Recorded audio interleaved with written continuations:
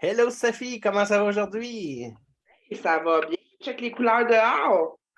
T'es chanceuse? Moi ici, il pleut, puis j'ai de la misère à voir mon voisin tellement c'est intense. Mais c'est vrai, il y a beaucoup de belles couleurs. C'est correct, c'est l'automne. Je pardonne à Mère Nature. Pas trop qui ventent parce que sinon on perd toutes nos feuilles. Puis là, la luminosité change. Puis là, on devient comme dans la grise.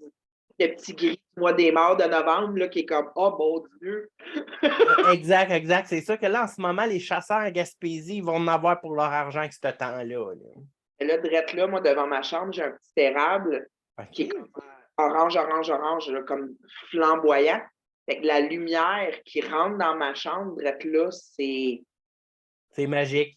c'est divin.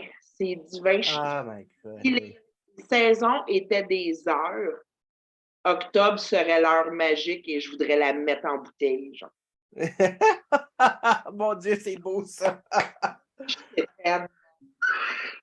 Oh, puis là, il y a une prise de vent, puis là, toutes les feuilles volent dehors. Ah, c'est beau! Oui, c'est sûr, hein, mais tu sais, moi, mon chum, bon, il me suit un peu dans mon beat de gaga avec l'automne, Halloween, mais moi, je n'arrête pas, tu sais. Moi, je continue là, avec Noël, je reste gaga pareil, parce que Oui, c'est comme une autre raison pour faire de l'artisanat, faire des beaux cadeaux. oui, on change des bonhommes citrouilles et on les transforme en Krampus. C'est ça, exactement. Fait que, mais lui, il est comme, OK, là, je suis plus capable, arrête. Là. Moi, je suis comme, le monde chiale pour novembre, ben tant pis, mets de la lumière de Noël, moi, j'en m'en masse. C'est le combat aussi, là, entre, moi, mes filles sont très Halloween, puis ils sont très Noël. Ils sont comme les deux parents. Mon chum, lui, c'est Noël, moi, c'est Halloween. Fait qu'il y a une espèce de combat qui se fait à partir du 1er novembre. OK, oui, oui, oui. Ça fait 20 ans que j'étais avec cet homme-là. 20 ans qu'il me fait capoter le 1er novembre. Il est comme, bon, quand est-ce qu'on fait le sapin? Hey, mon malade mental, tu vas me donner 2 semaines pour m'en remettre. On va accueillir des morts. Puis là, après ça, on va commencer à illuminer la place, OK? Ouais, ben c'est ça, tu sais, je comprends. Écoute, les gens tu sais, je veux dire, tu as des enfants, tu as une routine stressante, je veux dire, quand même. Fait que là, tu fais comme donne-moi un break, là. Écoute, moi, j'ai ma chum Jess, je le sais, là, elle me fait chier à chaque année. Le 31 octobre, à minuit, elle fait son esti de sapin. Pour vrai? Je peux pas craindre, c'est mon ami. Je peux pas craindre. Oh mon Dieu.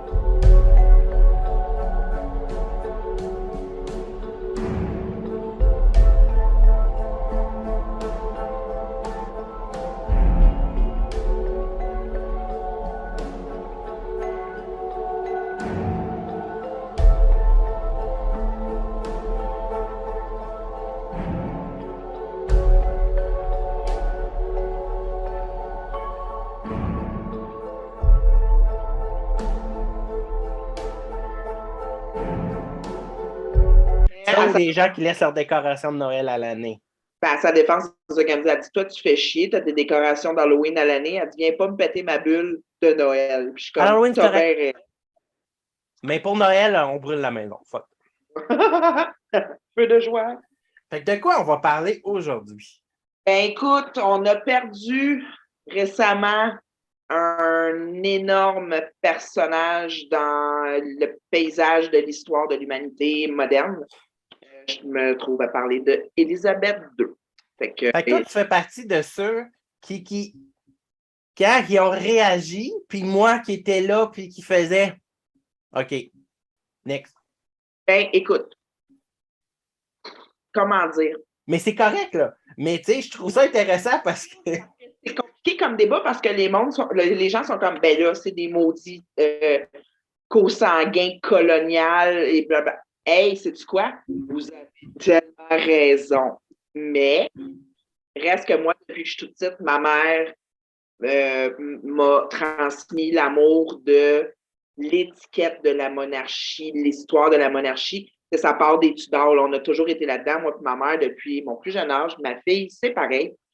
Fait que c'est pas tant, je les idolâtre pas, je n'idolâtre pas ce genre de vie-là parce que je trouve que c'est une vie, c'est comme un agneau sacrificiel, c'est vraiment une vie Oui, bizarre. c'est sûr, t'es la tête d'affiche. Hein.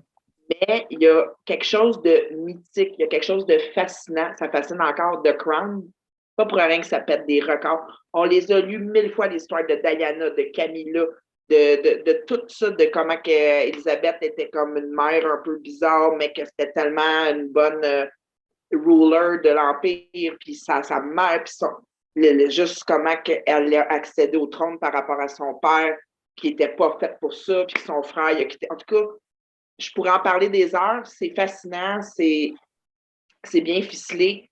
L'histoire, c'est des fois plus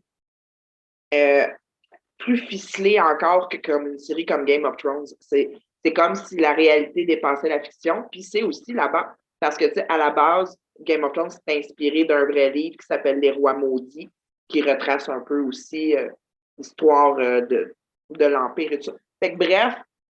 Hey, on va faire une parenthèse là-dessus. House of the Dragon, j'ai trouvé ça à chier. Dude, tu peux pas dire ça à moi. Je suis Targaryen depuis fucking day one de Game of Thrones. Dès que Danny débarqué, j'ai fait oh my god. Je suis trop contente qu'il y ait une série juste d'eux autres. Toutes mes amies qui ont mais je m'attendais à mieux. Me font chier parce qu'ils sont comme dans le livre, il se passe ça, puis je suis comme ta gueule! J'ai tout va chier, laisse-moi le power play, puis les nuances, puis en tout cas. Moi, dimanche prochain, dernier épisode, j'ai un party de House of Dragons avec toute ma clique. Tu nous enverras une photo. Ah oui, écoute, avant, on se faisait des photos, on se faisait des thématiques Game of Thrones. Et le dernier épisode, quand c'était la fin, on s'est fait un repas de Game of Thrones. Il y avait les saucisses de Théon. Il y avait des croquettes de poulet, c'était des Little Chicken Fingers pour Little On avait fait le mur en domino, l'espèce de pâtisserie, puis j'avais fait un trône de fromage géant avec des pics d'épée à cocktail dedans et ma figurine de Daenerys assis dedans parce que jusqu'à la dernière minute, on avait notre pool de qui va gagner. Puis moi, j'étais comme c'est Dany ou c'est Tyrion. Puis à la fin, on a tout mangé bien triste. Puis comment t'as trouvé l'autre série? Fuck Bran, Comment t'as trouvé l'autre série, L'Anneau de pouvoir? OK, je suis pas fine. Je l'ai dégusté, j'aime ça. Sauf que je suis tellement investie dans House of Dragon et là, Dahmer qui est sorti et tout. Et là, j'ai commencé The Boys que je me suis dit, hey, sais-tu quoi? À chaque année, tu fais 2 marathons. Lord of the Rings, Harry Potter. Harry Potter, ça fait 2 ans, je pense, mon chum, il gagne. Puis là, je suis comme écœurée de faire un marathon d'Harry Potter. Cette année, c'est Lord of the Rings. Fait que je me suis dit, hey, on va attendre d'être pogné dans la neige, bien profond dans notre terrier, relax, pantoufle, chocolat chaud. Puis je vais la recommencer. Puis je vais investir. Mais là, mon cœur, il est au Targaryen. Parfait. Fait que continuons avec la reine. La reine. Bon, fait que il y a 2 grosses malédictions dont j'aimerais vous parler. C'est sûr qu'en partant, l'histoire de l'Angleterre est tellement vieille qu'il y en a en tabarnouche d'accueils. Parce que, on se rappelle qu'à la base, ça a été déjà envahi par des Romains. Après ça, ça s'est mélangé avec d'autres choses. Puis là, ben, il y avait les druides. Il y a une histoire extrêmement vieille et riche pour en venir à où est-ce qu'on en est aujourd'hui. Fait que moi, je vais aller un peu plus dans le aujourd'hui. Puis par aujourd'hui, je veux dire les 500 dernières années. Donc, une des malédictions que j'aimerais vous parler, c'est la malédiction de la tour de Londres. J'ai l'amour infini pour tout ce qui touche la tour de Londres. À savoir qu'en partant, la tour de Londres, ça a été un palais, une prison, une armurerie, un centre d'exécution, une forteresse, un arsenal, le Jewel House et aussi, ça a déjà été un zoo. Et ça, c'est fucked up, mes amis. Un zoo? Ouais, mais attends. Le roi qui était là, il s'était fait une ménagerie. Une ménagerie, c'était comme un petit genre de terme hipster à l'époque pour dire check ça comment j'ai des animaux. Je suis hot. Fait qu'il y avait de tout. Il y avait des lions, il y avait des girafes, il y avait des pans, il y avait comme. Lui, son but, c'était un peu d'avoir un ou deux modèles d'un peu tout. Puis, à un moment donné, il s'est rendu compte, hey, ça coûte cher en bâtard nourrir tout ça. Comment je pourrais régler ça? Fait que le roi, il a fait, je vais ouvrir ça au public. Puis, ça va coûter 3 pence, ce qui est vraiment comme, ça équivaut à une shop de gin, là. Fait que, OK. c'est beaucoup, mais c'est pas beaucoup. Ça reviendrait à, j'essaierais de comparer ça à un 5-6 aujourd'hui, OK. maintenant. Et là, à un moment donné, ben, il a comme rajouté là-dessus, et c'est là que ça devient fucked up, les amis, je m'excuse, là. Pour la modique somme de un pence, tu peux rentrer si tu as avec toi un chat ou un chien que tu ne voulais plus pour nourrir les animaux OK, du zoo. hein, on n'est plus. T'en ferais ça aujourd'hui. Fait que t'arrives avec le chat de ta voisine. Ton esti chat qui vient chier dans mon jardin, là, c'est fini. Cœur, hein? À chaque fois que je lis là-dessus, je suis comme, Oh, ah, c'est glauque. Ou brillant. Ça dépend d'où tu te places. ouais, C'est ça règle la surpopulation de chats, en tout cas. Hey, c'est quelque chose pareil. Bon, fait que bref, bon, la tour Est-ce que je peux pas croire qu'il y a un enfant qui tire son chat à un lion, là? là-dessus, c'était écœurant, puis le monde sont comme yeah! C'est la TV. Fait tu sais, c'est une époque où est-ce que les exécutions et tout, c'était comme la grosse affaire, c'était comme aller au vu. Je dis, madame, allez au vu! Puis tellement qu'il y a des écrits, là, ça, c'est pas Sophie Maud qui invente ça, là, c'est dans des livres d'histoire, les amis. Pendant les exécutions, il y avait le sang qui coulait en dessous des gallows, là, l'espèce d'affaire de bois où est-ce que le bourreau fait sa besogne, sa sinistre besogne.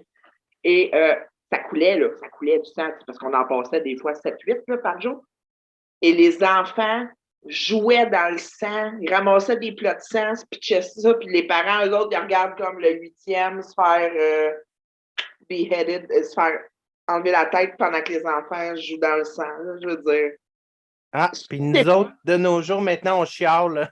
On chiale pour porter l'Halloween quand il pleut. Écoute, c'est ça, je te dis, eux autres, voir un chien se faire un lion, il n'y a rien là. Ouais.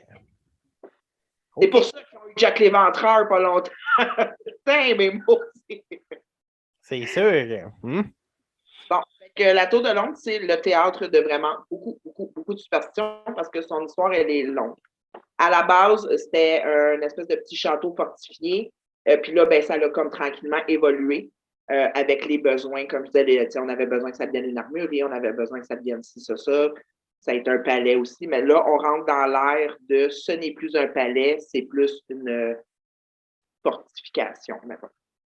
Fait que on va aussi parler, dans le fond, ce qui est intéressant à savoir avec la tour de Londres. Principalement, ce que je vais vous expliquer, c'est qu'il y a pas une malédiction, ben, c'est une malédiction, puis c'est une prophétie en même temps, en fait. OK. Il y avait un roi à l'époque, dans les débuts de la tour de Londres. Puis lui, il y avait un astrophysicien avec lui. Tu sais, souvent des astronomes, des astrophysiciens. Depuis la nuit des temps, les rois et les reines s'entourent de médiums, de tout ça, pour essayer de voir un peu l'issue de certaines batailles et choses comme ça. Bref. Là, l'astrophysicien, je pense que c'est un astronome, je pense que c'est un astronome. Fait que lui, il est dans sa tour, puis il essaye de calculer ses affaires. Tout, il y a tout le temps des corbeaux partout qui passent devant sa tour, puis ça le gosse, ça le déconcentre. Puis, ben, pourquoi sont là les corbeaux? Parce que justement, ben, il y a beaucoup de mes amours là, puis c'est un oiseau qui est quand même charognard. Mm-hmm. Ils sont là parce qu'ils bouffent la cochonnerie, tu sais. Fait qu'à un moment donné, ben là, l'astronome, il est comme vraiment tanné, il va voir le roi, il dit là, c'est comme très difficile de travailler dans ces conditions-là. Fait que là, le roi, il est comme un roi typique. Tuons-les! Réglons le problème, tuons les corbeaux. Mais là, l'astronome, il y a eu une genre de vision mélangé qu'une prophétie. Puis il a fait « Oh, wow, wow, wow! » Il dit, ça c'est la vraie phrase qu'il a dit. Je vais vous la dire en anglais, puis je vais vous la traduire en français après. C'est « If the towers of London's ravens are lost or fly away, the crown will fall and Britain with it. » Ça se traduirait par si les corbeaux de la tour de Londres s'envolent ou sont perdus, la couronne et l'Empire britannique va à son tour se perdre. Donc, il y a vraiment quelque chose là-dedans que le roi, il est comme, ouais, j'ai comme pas le goût de prendre de chance de ça. T'sais. C'est bon. Lui, il fait un décret. Il est comme, OK, à partir de maintenant, à cause de cette prophétie et de cette malédiction, on va rendre permanent une demeure de corbeau permanent sur la tour de Londres. Il faut absolument qu'il y ait toujours. Oh, que ça doit sentir bon. Et là là. Puis là, ben, il faut savoir aussi, tu sais, le corbeau, déjà là, dans la mythologie, il va être associé à un paquet d'affaires. Pour les c'est de la bad luck un peu. Pour les Irlandais, c'est associé à la guerre et à Morgane. On va souvent entendre des bruits de corbeau avant qu'elle arrive et tout ça. Puis elle est vraiment beaucoup associée à ça.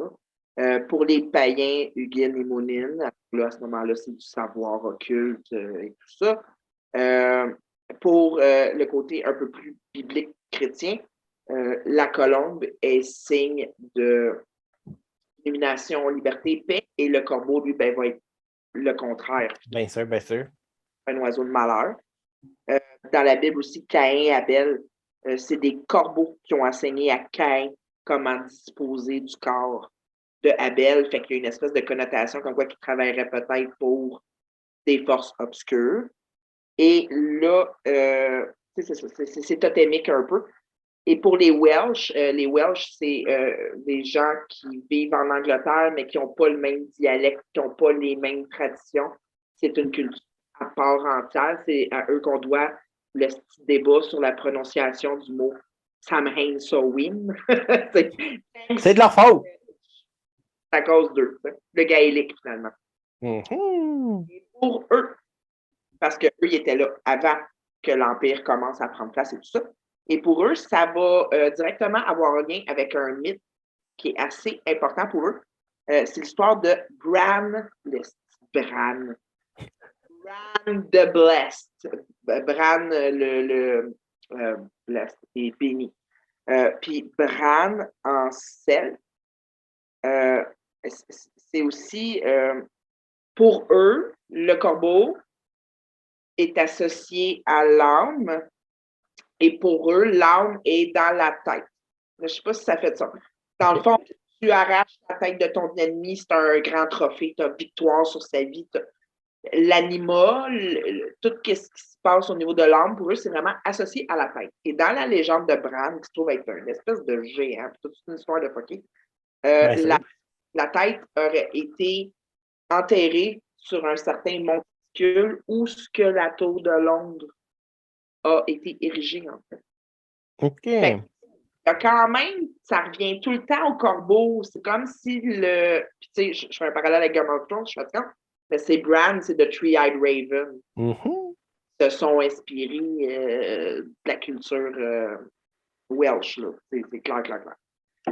Donc, fait que là, on a bon, un peu de mythologie par rapport au corbeau, on a la malédiction. Fait que là, tout commence à être mis en place. Mais qu'est-ce qui rend une légende vivante? Qu'est-ce qui lui donne de l'ampleur? Il s'est passé un drame.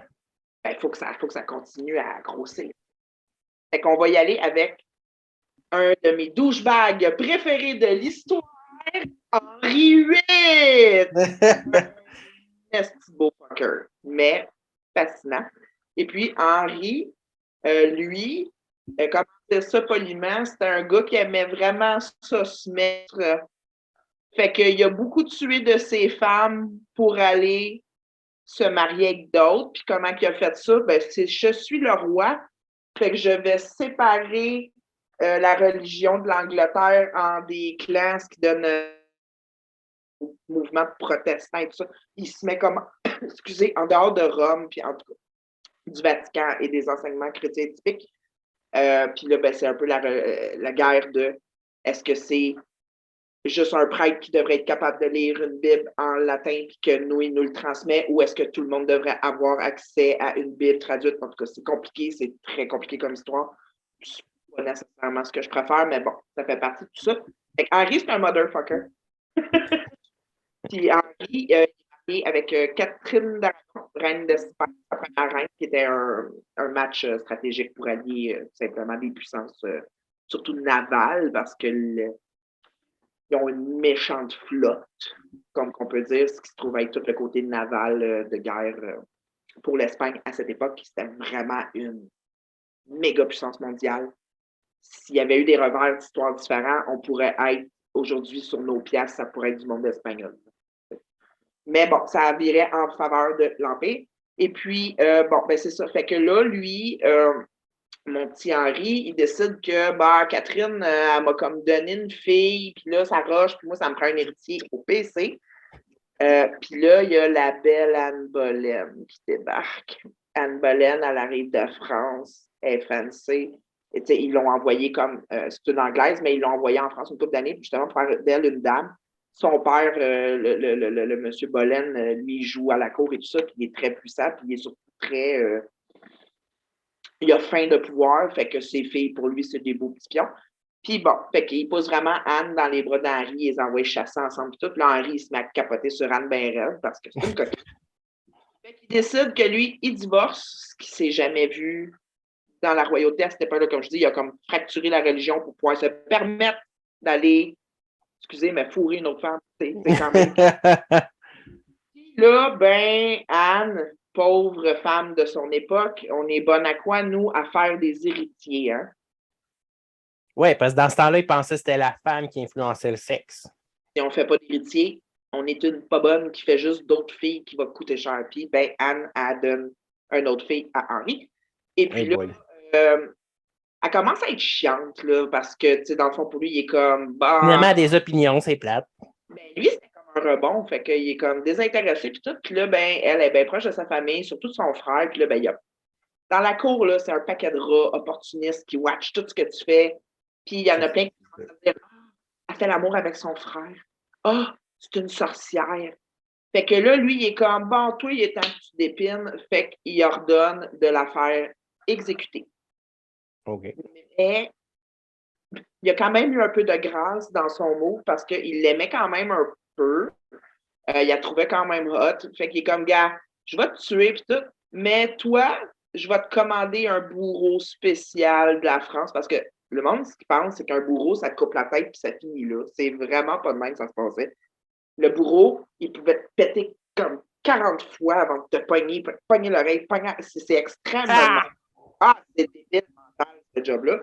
C'est débile mental comment ils sont pas bons, puis c'est comme normal dans un sens. Qui est capable de couper une tête one shot de même? On n'est pas des Dothraki. Ben, les Jedi sont capables de faire ça. Ah, j'ai Star Wars. Hey! J'ai Star Wars, je l'ai dit. Bref, dans le fond, il fait venir un bourreau spécial pour Anne pour que ça se passe tout clean. Puis même elle est brillante en il a fait. Elle a écrit une lettre qu'elle a comme dit avant de se faire exécuter. Puis dedans, elle est comme je remercie mon gracieux roi de m'avoir couvert de bonheur pendant notre vie. Et je crois que si c'est sa décision, ben c'est correct parce qu'il est comme l'autorité terrestre. Puis... Mais bref, elle, non, elle est wise. Parce que dans le fond, elle part en le laissant dans les bonnes grâces. Elle est condamnée. Elle ne peut rien faire contre lui. C'est un estime maniaque. Puis elle a un enfant à protéger. Élisabeth Première. OK? Faites le lien bien vite. Non? Anne Boleyn a passé vite dans l'histoire, mais sa fille, elle a remis l'Angleterre sa map plus que son père. Parce que ça aussi, c'est un gros concours de circonstances. Parce que là, il y a Mary Stuart, la fille de Catherine d'Aragon. En tout cas, là, on va tomber dans toute affaire, c'est compliqué. Bref, on exécute Anne Boleyn en 1535 à la Tour de Londres. Déjà là, tu sais, il l'amène là-bas. C'est comme, t'es en petit bateau, il t'amène là-bas, c'est hyper sinistre. Ils font montrer dans la tour, tu vois les corbeaux, tu vois le gibet en train de se faire construire, tout ça. C'est pas des belles heures, là. Ça fait penser à Marie-Antoinette dans la Bastille. C'est la fin. Tu sais que c'est la fin. Bon, elle s'en va faire ça. Elle est digne, immuable, parce qu'il y a des gens qui ont été écrit là, comment ça s'est passé. C'est important pour les annales historiques. Ben oui. Et ce qu'on dit que c'est que les corbeaux, pendant l'exécution d'Anne Boleyn, étaient en silence total. Et ils étaient tous là, puis ils regardaient c'est comme si des corbeaux regardaient l'histoire se dérouler dans un silence complet. Ce qui est comme un peu, ça a acheté une vibe weird encore plus que l'exécution.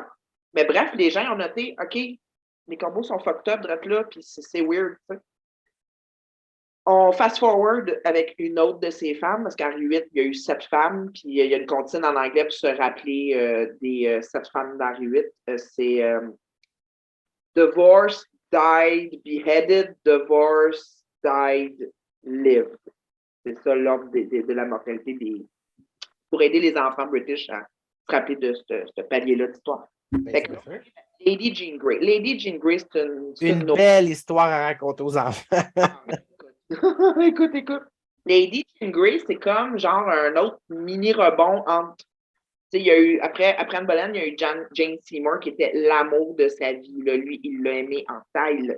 Il aurait resté avec toute sa vie. Il l'aimait, mais elle est morte en accouchant. Ça l'a peiné beaucoup, beaucoup. Puis là, après ça, il est allé avec Anne of Cleves, qui trouvait laide comme un cheval. Il a voulu se divorcer d'elle. Puis là, on arrive à Lady Jane Grey, qui est comme une fille de genre 7-18 ans, une écervelée. Et c'est genre un des plus courts règnes de l'histoire d'une femme, là, parce qu'elle a été, je pense, dans sa vie, quelque chose comme 2 semaines. OK. Là, elle est comme, tu t'occupes pas de moi, j'ai 20 ans, tu t'occupes pas de moi. Puis elle l'a trompé, puis il est comme, oh, Chris, non. Fait qu'il a fait couper la tête. Mais c'est vraiment une petite pas bonne, là, tu sais, genre, elle parlait contre lui, tout ça. Puis tu sais, c'est pas bon pour la monarchie, t'es dangereuse, man. À la limite, toi, je vais avoir du fun à t'exécuter. Et puis, c'est comme là, à ce moment-là, les corbeaux, je m'excuse de rire, c'est pas gentil, mais un coup que la tête a été coupée, les corbeaux se sont lancés sur la tête pour lui dévorer les yeux. Il avait faim. Mais là, tu sais, on a Anne Boleyn que les corbeaux, ils écoutent tout son solennel, puis Anne Boleyn est solennelle. Puis on a Jean Grey qui est une pas bonne, puis qui se fait bouffer par des corbeaux. Fait qu'encore là, le monde sont comme, oh my God, les corbeaux savent, les corbeaux. Tu sais, là ça met de l'envie. Oui. Beaucoup. Après ça, il y a aussi une grosse page d'histoire qui se passe avec la Tour de Londres. C'est une saga qui a été d'ailleurs reprise par Shakespeare dans l'histoire de Henri III. C'est celui qui. Henri III ou Henri V. Je me mélange des fois dans mes affaires. Je m'excuse, ça fait beaucoup d'informations à retenir. Oui, mais. Faut que je me mouche plus bas. OK. Toi, tu le voyais pas, mais j'étais comme, il faut que je m'en tienne.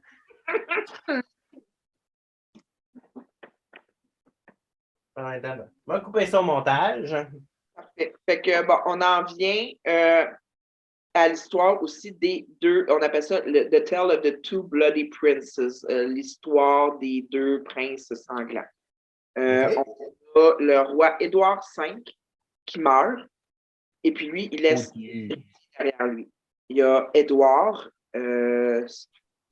Édouard V laisse Édouard IV, en tout cas, son fils Édouard, 12 ans, et puis son autre fils, Richard, Duke of York, 9 ans. 2 garçons, 12 ans, 9 ans.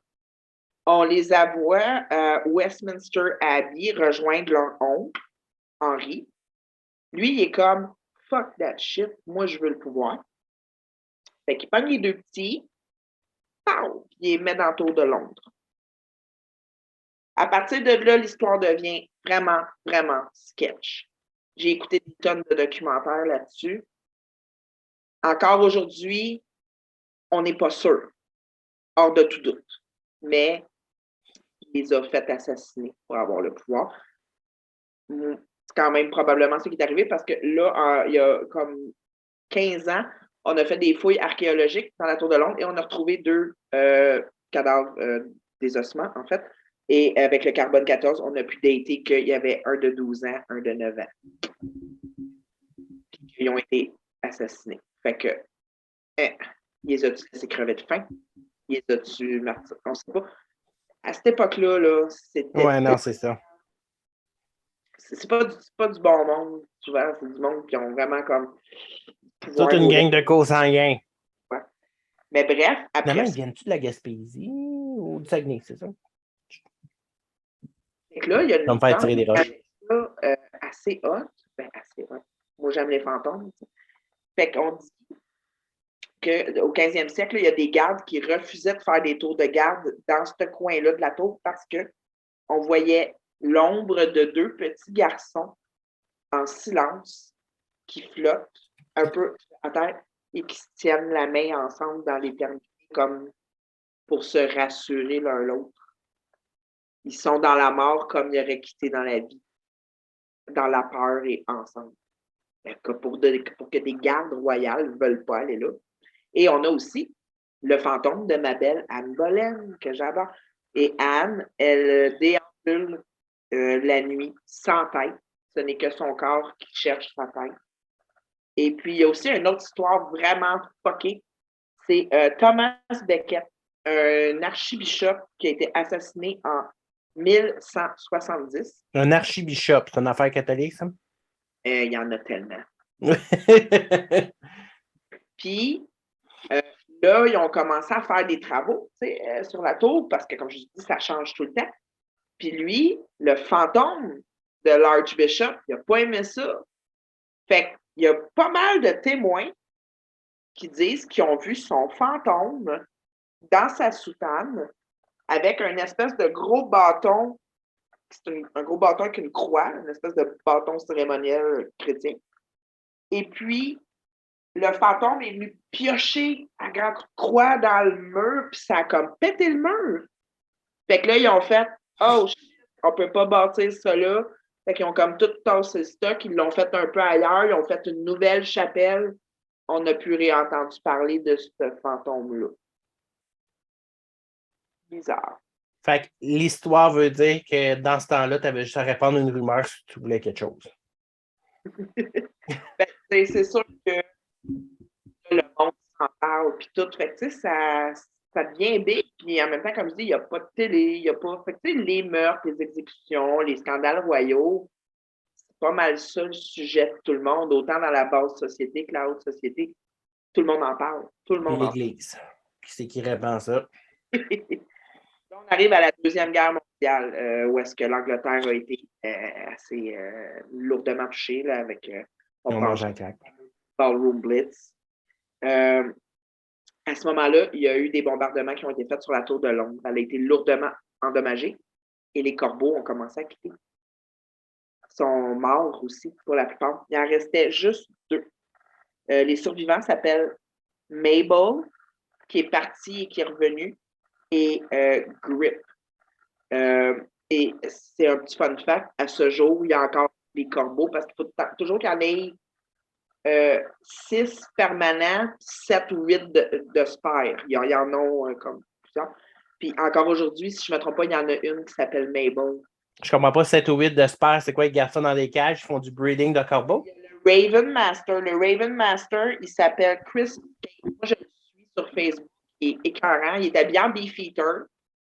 Puis lui, c'est le gardien des corbeaux. C'est le Raven Master parce que c'est des animaux extrêmement intelligents avec qui il faut former des liens. Puis eux autres, ils ne veulent pas les emprisonner nécessairement. Fait que ce qu'ils font, c'est qu'ils font tailler un peu les ailes pour que le corbeau puisse voler. Il peut partir, mais il ne volera pas super loin parce qu'il n'a pas ses ailes à son 100% de rendement. Fait que, tu sais, comme il y a une histoire comme quoi que là, il y a Chris, présentement, il travaille beaucoup avec une de ses préférées qui s'appelle Merlina, qui est comme le féminin de Merlin, parce que Merlin, ça vient de l'Angleterre, les amis. Oui, c'est sûr, c'est sûr. On l'a vu être allé proche de la River Thames, puis elle revient, tu sais. Fait qu'ils font leur. Des fois, ils partent un peu, puis ils reviennent, mais il faut toujours qu'il y en ait permanent au moins 6 à la tour. Il y en a quelques-uns de spare. Pourquoi 6, tu le sais-tu? L'information dessus? Pourquoi 6? Je pense que c'est comme un bac. C'est le chiffre du diable. Ouais. Mais l'affaire qui est, c'est qu'ils ont des grades militaires, ces corbeaux-là. OK. Ouais, c'est comme, ils font partie de, ben ça vient du Trésor royal, payer tout ça. Les visites au Raven Master, tout ça, toute l'espèce de gamique qu'il y a autour de ça. Parce qu'aujourd'hui, encore aujourd'hui, la Tour de Londres, c'est le Jewel House. C'est là qu'il y a tous les bijoux royaux, puis c'est Entouré caca de corbeaux, là. Non, parce que les corbeaux sont comme. Le Jewel House est à l'intérieur, le Crow House est à l'extérieur. Mais ça reste que c'est le même building. Tant que les corbeaux sont autour de la tour, tout va bien. Et puis, je ne sais pas ceux qui ont vu Sherlock, à la fin, Moriarty va voler la couronne d'Angleterre dans la tour de Londres, ce qui est comme assez fucké parce que c'est une des places les plus surveillées au monde. Là. Et puis, là, bon, à l'époque du Ballroom Blitz, Winston Churchill, un de mes coloniales de merde préférés, mais je l'aime. Winston Churchill, c'était un franc-maçon, puis il était superstitieux. Fait que lui, quand le Ballroom Blitz a comme tué les corbeaux et tout ça, puis qu'il n'en restait pas gros, il s'est vraiment assuré personnellement qu'on remette ça neuf, puis c'était comme, OK, ça c'est urgent. Genre, c'est vraiment ancré dans l'imaginaire collectif, comme quoi que si on veut rester un empire puissant, il faut que les corbeaux soient là. Cette toute malédiction-là qui vient de pas grand-chose, qui vient d'une toute petite production. Mais ça t'a quand même été nourri avec le temps, là. T'es nourri avec le mythe, comme je te dis, tu sais, Anne Bonne. Même si au début, il n'y avait rien, avec le temps, c'est devenu un égrégore qui nourrit. Là. Pas grand-chose. Puis, à travers mes recherches, souvent, ce qu'on m'explique, c'est aussi que à l'époque de la reine Victoria, ben, les gens se fascinaient pour tout ce qui était de la mort et du morbide et de gothique. Alors là, ça l'entretenait vraiment. Encore là, ce mythe, tout ce que les gens aiment de la culture gothique, on a une tour, une malédiction, des corbeaux, des histoires de meurtre. Les gens, là, ils mangeaient ça, là, miam, miam, miam. Encore de nos jours, d'après moi. Hein? Fan numéro 1. Et puis moi, je vais vous montrer un petit quelque chose que j'ai de mon ami a été en Angleterre et je lui ai dit, est-ce que tu vas à la Tour de Londres? Et comme, ouais, ben oui, c'est sûr. Je lui ai dit, ramène-moi un petit cadeau. Et elle m'a ramené ceci. Oh, wow! Une carte postale en bois avec une petite note sur les corbeaux que j'adore. Je vais vous la lire. La légende dit que dans le royaume et la tour, il faut qu'il y ait toujours 6 corbeaux résidents pour garder la forteresse. Aujourd'hui, on compte 7 corbeaux, dont un de spare. Elles sont surveillées vraiment avec beaucoup de soin par le Raven Master. Ils mangent 170 grammes de viande par jour. OK, c'est la viande qui leur donne, OK. La vraie viande. Des gros biscuits d'oiseaux trempés dans le sang. C'est parfait. Ils ont un œuf par semaine, chacun un gros œuf à la coque. Et de temps en temps, pour les faire triper, on va leur garrocher un lapin qui a été, avec la fourrure, tout le kit, il est décédé. Là, le lapin, c'est pour manger. Et puis, eux autres, ils capotent quand ils ont un lapin. Et on leur donne aussi quelque chose qui est très british, du pain frit. Bien sûr. Écoute, ça, je suis comme, OK, c'est tellement british. Quand même, pour l'œuf, non, puisqu'ici, je me suis rendu compte que c'est plus des corneilles, on s'entend, mais qui me laissent tranquille quand je leur laisse des œufs sur le terrain. Ben, moi, j'ai une de mes poules qui vient de commencer à manger ses œufs. Là. Fait que là, j'en ai 2 par jour au lieu de 3 depuis comme 3 mois. La tabarouette.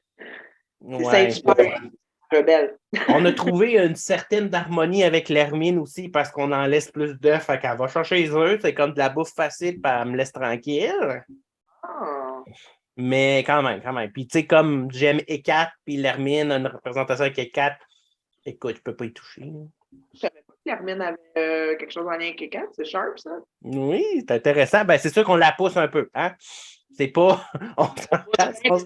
Sur les 4, elle doit être écœurée. Mais tu sais, c'est sûr que si on s'en va un peu vers la Grèce, ça ressemblait pas à cette affaire-là. Là. La seule affaire que mes recherches des 2 dernières années sur les anciens cultes de elle m'ont appris, c'est comme arrêtez de dire que je suis une crone. Exact. Oh my God. Man, au pire, les plus vieux écrits, elle est décrit comme étant une très belle femme mature, là, pas une vieille. Exact, mais tu sais, c'est comme dans tout. Tu n'importe quel sujet, en fait, on va prendre 2 historiens différents qui ont écrit sur le même sujet, puis on va voir qu'ils ne disent pas nécessairement la même chose parce qu'ils ne s'appuient pas sur les mêmes faits. Gardner, je mets bien des affaires sur la faute à Gardner, puis ça, je pense que c'est très gardenesque de dire c'est ça qui est ça. Écoute, on va en parler dans la prochaine émission sur la montée de lait parce que j'ai envie de parler de la Wicca et l'appropriation culturelle. Aïe, aïe. On va me faire tirer des roches, mais c'est pas grave. Là, j'ai fait le tour. J'ai fait le tour de la tour. On fait la tour de la première curse malédiction. Et là, j'en viens à une deuxième qui est assez hot aussi. Celle d'un qui n'aime pas une histoire de joyaux maudits. Là, ça sera un bon moment là, que tu vas faire le montage de mettre la photo de la couronne. On a la couronne, j'ai une petite broche ici, justement, de cette couronne-là. C'est la couronne dont je vais parler. Elle vient aussi de la tour de Londres. C'est mon ami. J'ai plein d'enfants. Je suis trop contente. Bref, je vais vous parler du diamant Koh-i-Noor. Le diamant Koh-i-Noor, c'est pas n'importe quel diamant, c'est un des plus gros diamants au monde. C'est incroyable comme pièce de joaillerie. Là. C'est incroyable. Elle est aujourd'hui, on peut la voir sur la couronne de la reine, qui se trouve être sa couronne de. C'est la couronne quand on te sacre roi-reine, c'est la couronne qui lui a été. Tu la mets une fois dans ta vie, puis c'est tout, là. Ouais, ben, ils l'ont sorti aussi pour le Jubilee, je pense, mais elle ne l'a pas mis. Ils l'ont sorti des fois pour des émissions de télé pour qu'elle puisse, tu sais, avec les historiens, tout ça, expliquer un peu.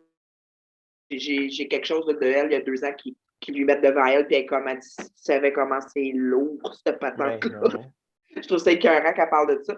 Bref, le joyau de Koh-i-Noor, il y a une histoire de violence terrible derrière ce diamant-là, comme souvent se cache derrière bien des diamants.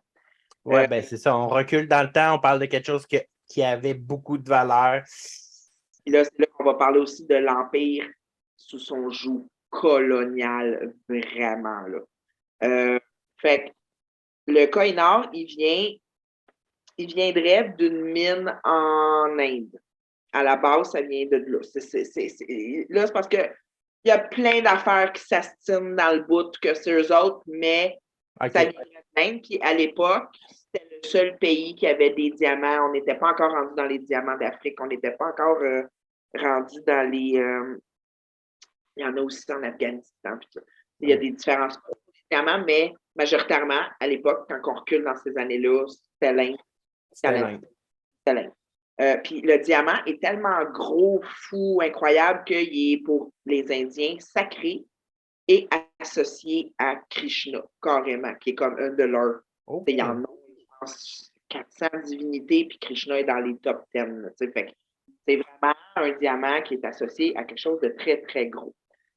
Koh-i-Noor veut dire en perse montagne de lumière, parce que on l'a trouvé dans la montagne et il compare un peu à l'Arkenstone des nains dans leur document. C'est probablement l'inspiration de Tolkien pour cette pièce tellement flamboyante, tellement grosse, tellement vive que ne peut pas ressortir le meilleur du monde. Tu le pognes puis t'es quasi. À moins d'être un petit cœur pur de Hobbit. Mais c'est d'une tristesse. Écoute, je savais pas. Ben, c'est sûr que stupidement, je dois m'attendre à ce que les joyaux ne viennent pas de là. Mais quand même, ça veut dire qu'ils l'ont volé, là, je veux dire. Parce qu'il y a beaucoup de monde qui se l'ont passé dans les mains et ça n'a jamais bien fini. Ça, c'est une belle curse comme que je les aime, qui se déroule sur chaque génération. Une curse générationnelle, miam. Donc, c'est un des gros diamants au monde et c'est une malédiction au monde.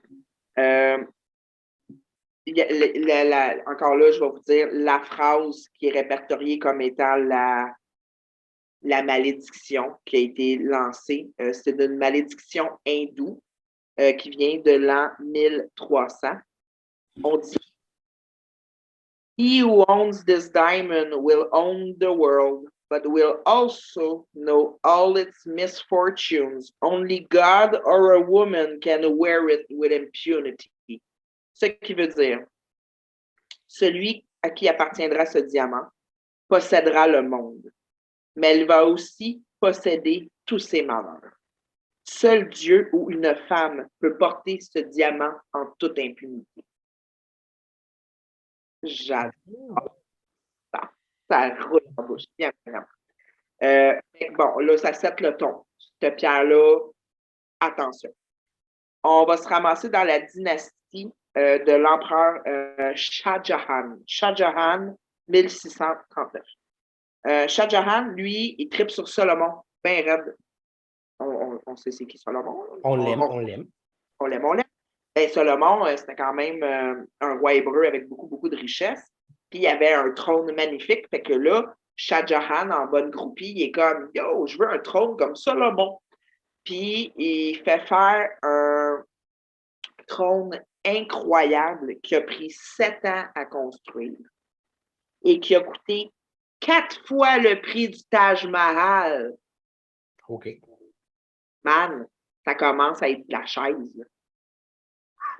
Et le Kohinoor est sur le dossier de la chaise, il trône dans une espèce de pan doré. Tout ça, c'est incroyable comme pièce. Il est aussi sorti de le rubis Timur. Le rubis Timur est un des plus gros rubis au monde.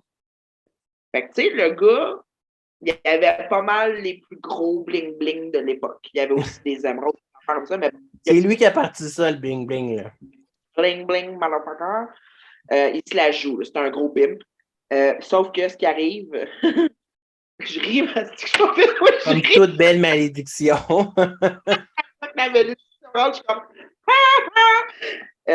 Lui, le Shah Jahan, il a 4 fils, sa descendance. Tout ce que tu as dans cette vie quand tu es un roi, c'est ta couronne puis ta descendance. Genre, si ça chie d'un bord ou de l'autre, t'es fait. Fait que bref, sa descendance, excusez-moi l'expression, chier dans la pelle, mais fois 1000, parce que ses 4 fils étaient en compétition les uns avec les autres. Fait qu'ils se sont tous torturés et tués. Genre, ils sont tous morts de leur guerre. C'est des fratricides. Ils se sont décimés, les 4 frères, ils se sont déchirés pour ce caillou-là. C'était écœurant. Fait que ça, c'est la fin de ce règne-là, de cet empereur-là et de sa descendance. On arrive après ça. Ça, c'est en 1639. Là, on va en 1747. Le roi perse Nadir Shah. Nadir Shah est assassiné. C'est à lui que la pierre revient. Il est assassiné et sa descendance se fait détrôner. Un court règne. Ça n'a pas été long qu'il s'est fait péter. Là, ça passe, ça se promène pas mal, mais là, je vais en arriver au point d'intérêt qui se trouve à être en 1849 avec notre chère Victoria. Victoria, elle a acquéri ce diamant-là finalement parce que il y a un petit empereur, un petit roi, un petit empereur, une petite affaire, là. Un petit maharaja de 10 ans, puis sa mère qui n'a aucun pouvoir en termes de règne, là, fait que lui, il est comme. Puis là, on est dans l'Angleterre qui colonise solidement l'Inde, mais on veut démontrer le pouvoir supérieur colonial de l'Empire, puis on rentre dans l'Inde, puis on prend ses ressources. Que je vous rappelle quelque chose que c'est vu 1000 fois dans l'histoire, comme les États-Unis et l'essence. OK? C'est pas nouveau. C'est pour ça que le monde dit le colonial qui est mort, t'as pas tort, mais bon. Fait que là, bref, ils mettent le petit Maharaja en prison. Il y a 10 ans, puis ils sont comme, ben là, toi, tu vas signer ce joli petit papier qui va nous donner le joug de supériorité et de pouvoir sur l'Inde. Tu vas devenir une colonie de l'Angleterre et tu vas nous donner ton diamant parce que nous autres, on trouve ça abominable que cette richesse-là soit entre vos mains parce que le petit Maharaja, lui, ce qu'il voulait faire, c'est le donner à une espèce de secte indienne de yogis qui l'aurait comme vénéré comme un objet sacré. Puis l'Empire était comme fuck that, je veux ça sur ma couronne. Oh my God. OK. Fait que là, le diamant est rapatrié. On le donne à Victoria et Albert. Albert, c'est vraiment un super player dans la vie de Victoria. Je le trouve aussi cool que Victoria, même si on en parle moins. Albert, c'est son mari. Albert, il a fait une grosse exposition universelle qui a vraiment, vraiment mis la modernité de l'Angleterre sur la map avec le début de l'industrialisation, tranquillement, l'imprimerie, l'électricité, le monde moderne là, qui apparaît. Tu sais. Puis Albert, il a comme fait exposer ce diamant-là. Là, le monde, il venait partout sur la planète en Angleterre pour voir cette exposition-là de Albert.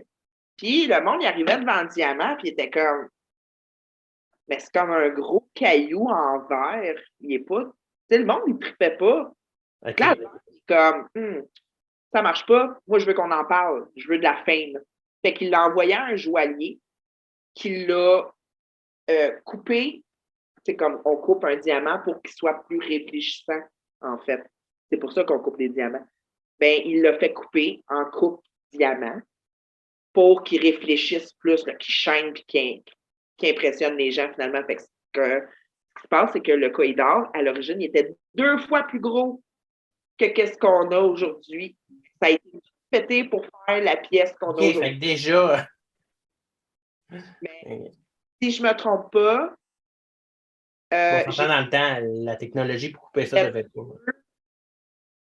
Si je ne me trompe pas, j'ai vu Élisabeth II porter une broche que sa mère et sa grand-mère portaient, qui avait des morceaux. Ils ont récupéré là, les morceaux du Koh-i-Noor quand même pour faire d'autres bijoux royaux. Il y a joué une grosse broche, ça, là, qui à temps perdu, moi j'étudie les bijoux, OK, de la reine.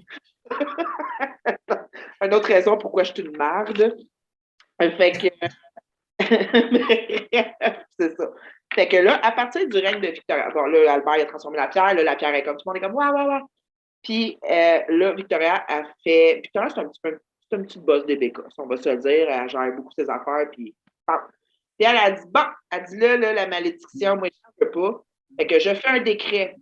Cette pierre ne sera portée que par des femmes de la descendance royale. Alors là, elle s'assure que des membres féminines royales seulement puissent avoir accès à cette pièce et on la monte sur la fameuse couronne.